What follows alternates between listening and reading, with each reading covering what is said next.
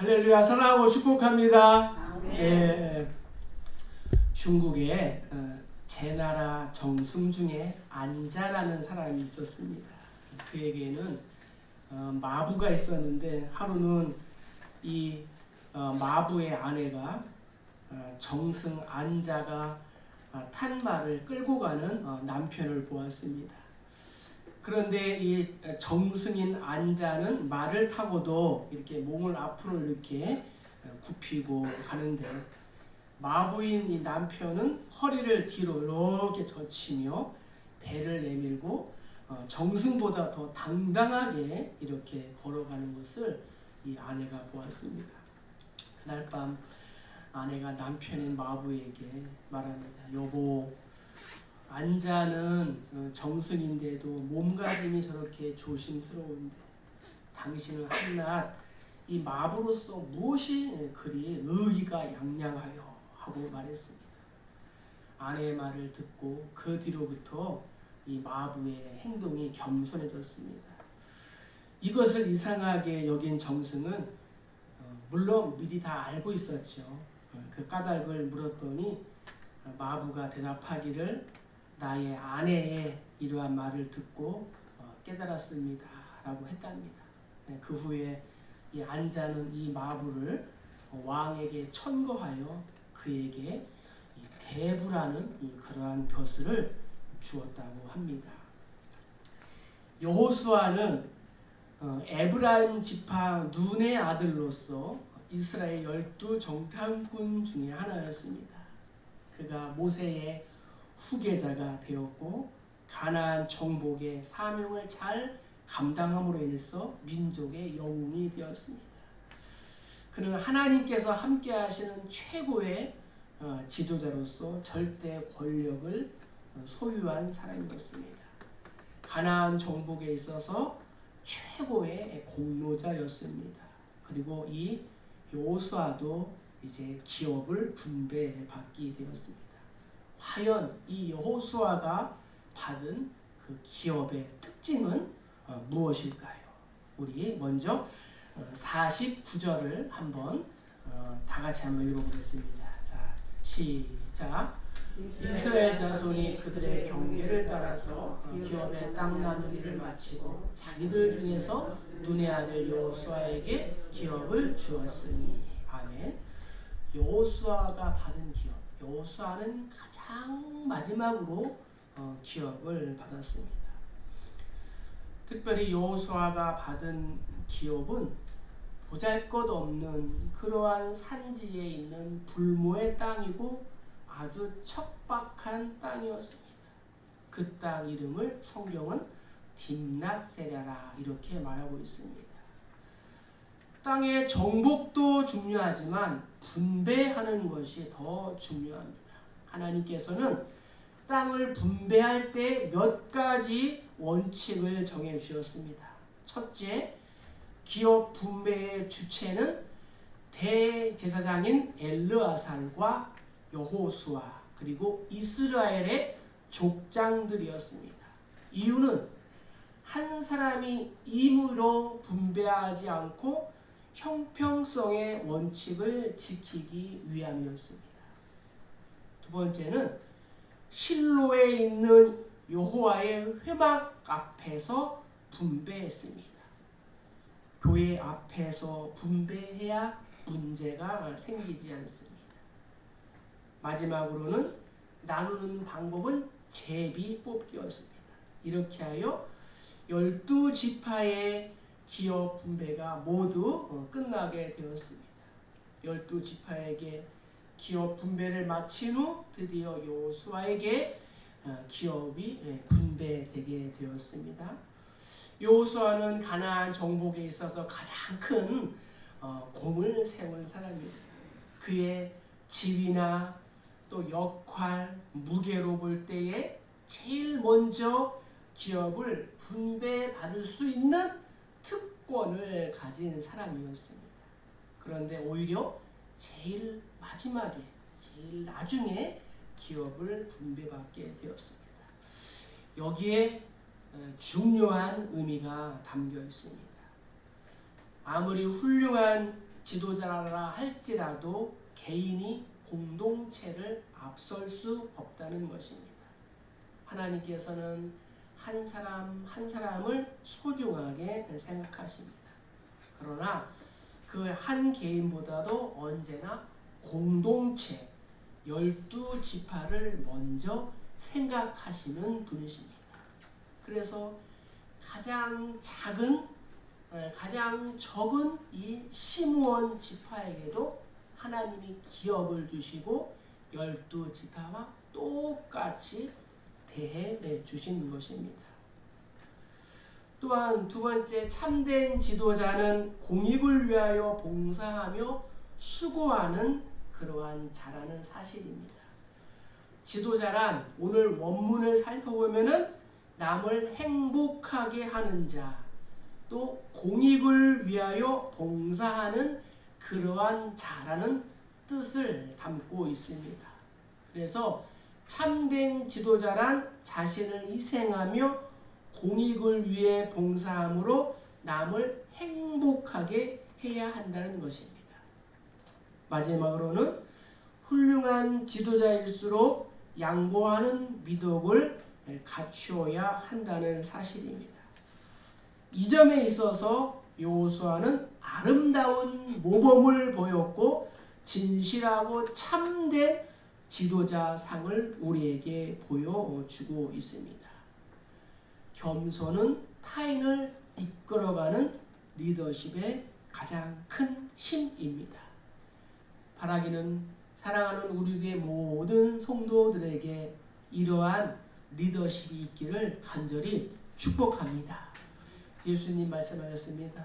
너희 중에 큰 자는 너희를 섬기는 자가 되어야 하리라. 누구든지 자기를 높이는 자는 낮아지고 누구든지 자기를 높이는 자는 낮추는 자는 높아지리라. 이렇게 말씀해 주셨습니다. 또 12제자를 불러서 말씀하시되 누구든지 첫째가 되고자 하면 무사람의 끝이 되며 무사람을 섬기는 자가 되어야 하리라. 이 사실을 우리에게 구체적으로 보여주신 분이 바로 우리 구주 예수 그리스도이십니다. 실로 하나님이신 그분은 나를 구원하기 위하여 영광의 보좌를 버리시고 대신종의 형체를 지니고 이 땅에 오실 만큼 철저히 자신을 낮추신 분이셨습니다. 성경에는 자기 차례를 기다리기는커녕 남의 것까지 빼앗아 먹는 악한 지도자들이 많이 나오고 있습니다. 북이스라엘의 왕 아합이 바로 그런 사람이었습니다. 아내인 이세벨의 그러한 간청을 뿌리치지 못해서 나봇의 포도원을 빼앗고 죽이기까지 하였습니다. 하나님은 이 사실을 다 보고 알고 계셨습니다. 그리고 말씀하십니다. 왕이 죽음에 그의 시체를 메어 사마리아에 이르러 왕을 사마리아에 장사하니라. 개들이 그의 피를 핥았으니 여호와께서 하신 말씀과 같았더라. 또한 아합의 아내 이세벨 또한 성벽 위에서 내동댕이 쳐서 그의 피가 담과 이 땅바닥에 쏟아지고 마침내는 개들이 그의 살을 먹어치우는 그러한 저주를 받게 되었습니다. 단테의 신곡에서 이 단테가 한 번은 지옥에 가서 구경을 합니다. 한 구석에 가보니 여러 사람들이 이 등에다가 무거운 돌을 지고 서 있는 거예요. 그래서 물어보았습니다. 아니, 저 사람들은 왜 저렇게 무거운 돌을 등에 지고 서 있습니까? 네, 저 사람들은 세상에 살 때에 너무도 교만해서 허리를 한 번도 굽혀 본 적이 없습니다. 낙원으로 가는 문은 낮아서 허리를 굽혀야 들어갈 수 있기 때문에 그 연습을 하느라고 저 모양입니다. 세상에서 미리 허리를 굽히는 것을 했다면 얼마나 좋았을까요? 하나님께서 겸손한 자에게 은혜를 베풀어 주십니다. 겸손한 자는 몇 가지 특징이 있습니다. 먼저 자기 자랑을 하지 않습니다. 이러한 말을 자주 합니다. 한번 따라할까요? 덕분입니다. 장로님 덕분입니다. 시작. 장로님 덕분입니다. 또 권사님 덕분입니다. 시작. 권사님 덕분입니다. 네, 이 덕분입니다 라는 말을 한다는 거죠. 그 다음에는 무슨 일을 하고도 자랑하지 않는다는 거예요. 커다란 일을 하든지 작은 일을 하든지 그 결과를 자랑하지 않아요. 따라합시다. 은혜로.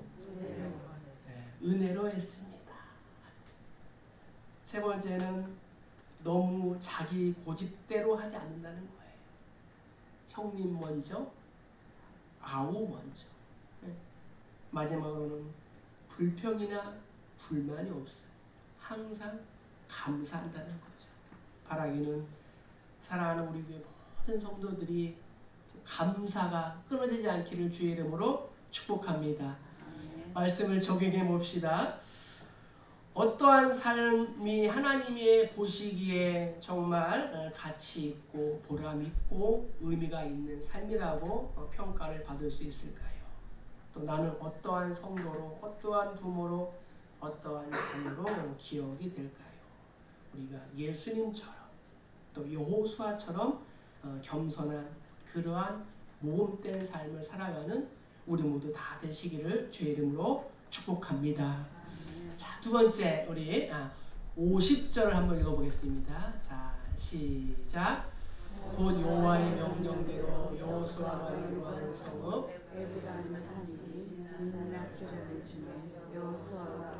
건설하고 거기 거주하였더라. 두 번째, 여호수아가 받은 그러한 기업은 자신이 구한 성읍을 기업으로 받았습니다.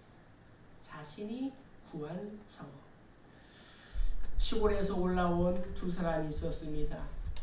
한 교회를 같이 가는데 1년이 다 가도 인사하는 사람이 없는 거예요. 그래서 한 사람은 다음 주일까지 나에게 인사를 하지 않으면 내가 교회를 다니지 않겠다. 또 한 사람은 다음 주일까지 인사를 하지 않으면 내가 먼저 인사를 하겠다. 이렇게 다짐을 했습니다. 드디어 다음 주일이 됐습니다. 교회를 갔는데 좀 인사를 좀 해주지. 무정한 사람들이 정말 다음 주일에 왔는데도 인사를 하지 않는 거예요. 그래서 한 사람은 그날부터 교회를 그만두었습니다. 그런데 또 한 사람은 자기가 먼저 인사를 했어요. 그때부터 교회의 분위기가 달라졌습니다. 그 사람이 세계적인 은행의 황제이며 무려 2,000명을 전도한 록펠러였습니다. 하나님께서 12 정탐꾼을 뽑으시고 그들로 하여금 40일 동안 가나안 땅을 정탐한 후 모세와 백성들 앞에서 보고를 하도록 하셨습니다. 10사람은 부정적인 보고를 했습니다. 아니요, 정확히 말하면 현실적인 보고를 했습니다. 그러나 그 현실적인 그 보고로 인하여 온 백성들로 하여금 그들의 마음이 서늘하게 하였습니다. 성경은 이것은 하나님을 불신앙하는 행동이었다라고 말씀합니다. 그러나 여호수아와 갈렙은 여호와를 온전히 전심으로 따랐습니다. 그리고 이렇게 말합니다. 비록 저들의 성읍이 하늘을 찌르고 그 안에 살고 있는 사람들이 거인들이지만 저들의 신은 저들을 떠났고 하나님께서는 우리와 함께 하시니 저들은 우리의 할렐루야 밥이라 먹이라 누워서 떡 먹기. 우리 밥 먹는 거 힘드신 분 계십니까? 밥 먹는 거, 식사하는 거 힘드신 분들은 딱 한 사람이 있어요. 무덤 속에 있는 사람. 여호수아와 갈렙의 이러한 보고는 긍정적인 보고요, 또한 신앙에 입각한 보고였습니다. 이때 하나님께서 여호수아와 갈렙에게 말씀하셨습니다. 내 발로 밟는 땅은 다 내게 주겠다. 오늘 본문에 보면은 여호와의 명령대로 라고 말씀하고 있습니다. 이 약속의 말씀대로 여호수아와 갈렙은 자신의 기업을 하나님 앞에서 청구할 수 있었습니다. 그러나 다른 지파들은 주는 대로 받아야 했습니다. 갈렙과 여호수아는 자신이 받을 기업을 하나님 앞에서 구했습니다. 그래서 갈렙이 먼저 헤브론 산지를 기업으로 분배받게 되었고, 마지막으로 여호수아는 딥낫세라를 받게 되었습니다. 여기서 우리는 또 여호수아의 소박하고 겸손한 요구사항을 우리가 발견할 수 있습니다. 첫째, 여호수아는 자기 지파인 에브라임 기업 중에서 요청을 했습니다. 에브라임 지파, 12지파의 지도자였지만 기업의 요청에 있어서 자기 지파를 뛰어넘지 않고 자신이 지파가 받은 그 기업 중에서 요청을 했다는 겁니다. 시편 기자는 고백합니다. 하나님이여, 내게 줄로 재어준 구역은 아름다운 곳에 있으며 나의 기업이 실로 아름답도다. 둘째, 자신의 그 지파 안에서 요청을 했다는 거예요. 평원도 있고 평야도 있고 넓은 성읍도 요구할 수 있습니다. 그러나 갈렙처럼 척박하고 힘든 산지를 요청했습니다. 얼마나 멋집니까? 힘든 개척교회를 또 따라오시고 또 함께 해주시고 또 코로나19로 또 힘든 요즘에 정말 목사로서 죄송하기도 하고 또 미안하다는 그러한 말씀을 또한 전해드리고 싶습니다. 하나님 앞에서 여러분들은 정말 보배롭고 또 존귀한 하나님의 자녀, 걸작품인 줄 믿습니다. 세 번째는 딥낫세라를 요청했습니다. 사사기에 보면 이 딥낫세라는 딥낫 헤레스라고도 합니다. 여호수아는 정복자여 통치자였습니다. 그러나 기업 분배를 할 때에는 모든 지파가 다 기업을 얻게 한 후에 제일 마지막에 기업을 청구했습니다. 그것도 자신의 지파가 받은 땅 중에서 제일 험한 산지를 말입니다. 오늘날 이익에 눈이 어두워 자기만을 챙기는 이기적인 인간의 추악한 모습들을 우리는 종종 발견합니다. 그것을 사자성어로 내로남불이라고도 합니다. 내가 하면 로맨스고 남이 하면 불륜. 하지만 성도는 남의 이익을 우선하는 이타적인 성품을 우리가 소유해야 될 줄로 믿습니다. 그래서 로마 교회를 향하여 바울이 이렇게 말합니다.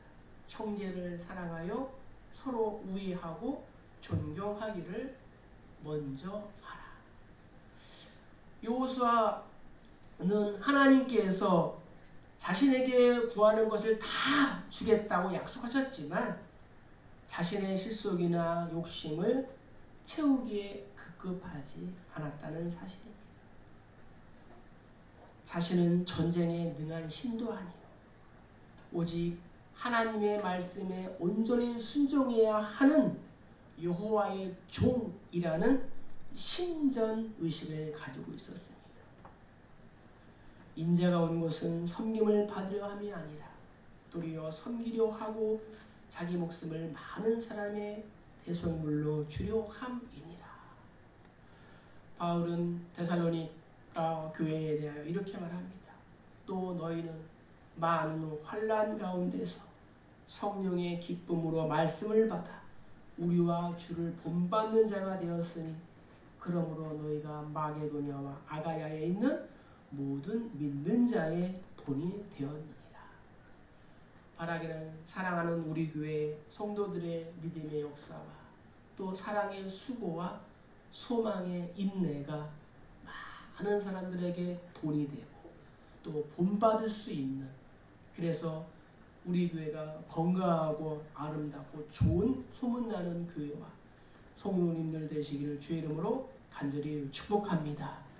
말씀을 적용해 봅시다. 내가 여호수아처럼 마지막까지 내가 섬김의 본을 보여야 하고 실천해야 할 그러한 영역은 어디입니까? 우리가 작은 공동체를 무시하지 않고 사랑하고 소중하게 여기는 사람이 큰 공동체를 위해서도 노력하고 희생을 할 수 있는 것입니다.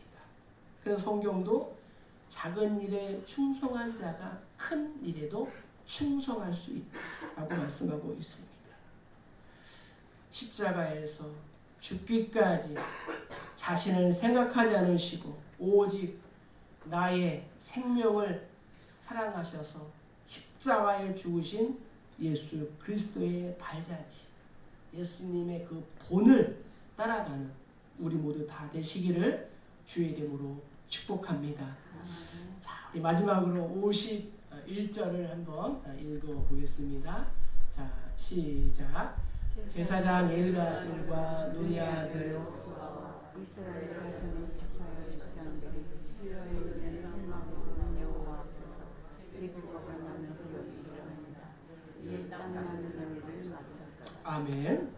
여호수아가 받은 기업의 마지막 특징은 무엇인가 하면은 여호수아는 보수해야 할, 또 고쳐야 할 그러한 성읍을 기업으로 받았습니다.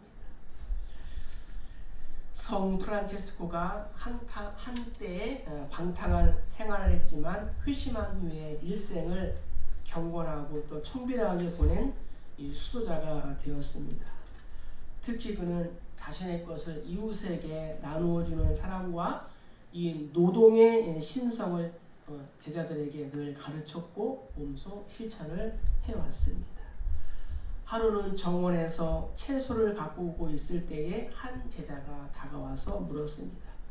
선생님, 오늘 저 석양과 함께 선생님의 생이 끝난다고 할 때에 지금부터 어떤 일을 먼저 하시겠습니까? 프란체스코는 웃으며 대답했습니다. 밭에서 채소를 가꾸지 뭘 하겠나. 여호수아가 최고로 좋은 땅을 구한다 할지라도 그 누구도 그를 비평할 수가 없습니다. 여호수아는 구할 수 있는 자리에 있었습니다. 그러나 그가 구한 땅은 무명의 땅이요, 산간벽지요, 또 불모지요, 척박한 땅이었습니다. 그곳은 많은 노력과 많은 수고, 많은 땀을 흘려야 하는 곳이었습니다. 얼마든지 평안하고 번창하고 아름다운 성읍을 차지할 수 있었습니다. 그랬더라면 수고도 필요 없고 노동도 필요 없고 땀을 흘리지 않고 평안하게 살 수 있었을 것입니다. 그러나 여호수아가 구한 땅은 다시 성읍을 건설하고 거주해야 할 그러한 땅이었습니다. 여기서 보수한다, 건설한다라는 말은 세운다, 중원한다, 완성한다라는 뜻을 포함하고 있습니다. 그동안 수십 년 동안 예수 믿고 또 섬기고 충성하고 봉사하고, 그래서 좀 더 안정된 곳에서 교회 생활을 해야 하는데 이렇게 또 개척교회에서 다시 시작해야 하는 여러분들을 사랑하고 축복합니다.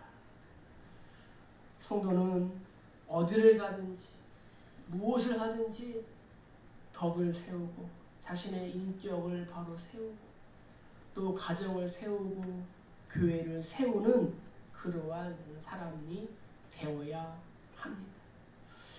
여호수아가 이곳을 또 개간한 후 이곳은 이스라엘 민족의 성지가 되었습니다. 그리고 이곳에 자신도 죽어 묻히게 되었습니다. 여호수아가 죽은 후 이 장소가 더 유명해지게 되었습니다. 1843년 고고학자인 스미스 박사는 이 딥나세라에서 여호수아의 무덤을 발견했고 현대에 와서 유명한 성지가 되었습니다. 여호수아는 자신이 한 일이나 세운 공적에 비하면 너무도 가치 없고 초라하고 보잘것이 없는 기업을 받았습니다. 그것도 백성들의 동의를 얻어서 자기의 소유로 삼았습니다. 여호수아가 받은 기업은 가장 큰 자에게 주어진 가장 작은 상급이었습니다. 여기에서 우리는 청렴한 지도자, 희생하는 지도자, 당연한 권리와 특권까지도 내려놓은 여호수아를 봅니다. 지금은 실로 어려운 때입니다. 이러한 때일수록 우리 지도자들은 더 앞장서서 희생하며 헌신할 각오를 가져야 합니다. 또한 성도들은 이러한 지도자들의 희생과 헌신을 기억하고 최선을 다해 격려하며 위로하며 섬기는 아름다운 헌신이 있어야 합니다. 오늘날 불신과 또 이기주의, 황금만능주의, 또 땅 따먹기로 가득한 이 세상 속에서 성도는 여호수아처럼 겸손하고 이타적이며 진취적인 그러한 믿음을 본받아야 할 줄로 믿습니다. 예와 한 가지 전하고 말씀을 마치도록 하겠습니다. 프랑스 대혁명사를 쓴 토마스 카를라일은 프랑스 대혁명에 대한 방대한 원고를 다 끝냈을 때였습니다. 그의 원고를 친구인 존 스튜어트 밀에게 한번 읽어보라고 주었습니다. 그런데 며칠 후 밀의 집에서 일하는 하녀가 이 원고를 불쏘시개인 줄 알고 다 태워버리고 말았어요. 칼라일은 극도로 흥분한 상태에서 며칠을 보냈습니다. 무려 2년 동안 정말 이 수고가 노고가 수포로 돌아간 것이었습니다. 그는 다시 써야겠다는 용기를 도저히 낼 수가 없었습니다. 그 방대한 원고를 다시 쓴다는 것은 생각만 해도 소름이 끼치는 일이었습니다. 그러던 어느 날 카를라일은 거리를 걷다가 석공이 길고 높은 벽을 쌓는 것을 보았습니다. 잠시 그 자리에 서서 작업 광경을 지켜보던 카를라일에게 순간적으로 번뜩이는 생각이 들었습니다. 그것은 석공이 돌을 한 번에 한 장씩 쌓는다는 것이었습니다. 그는 그때의 경험으로부터 영감을 받아 결심했습니다. 그래, 하루에 한 페이지씩 써가자. 내일은 다음 페이지를, 모레는 그 다음 페이지를. 좋다, 그렇게 하자. 그래서 천천히 조금씩 시작했습니다. 그 일은 참으로 굉장히 지루한 일이었습니다. 그러나 그는 꾸준하게 계속했고 마침내 끝마칠 수 있었습니다.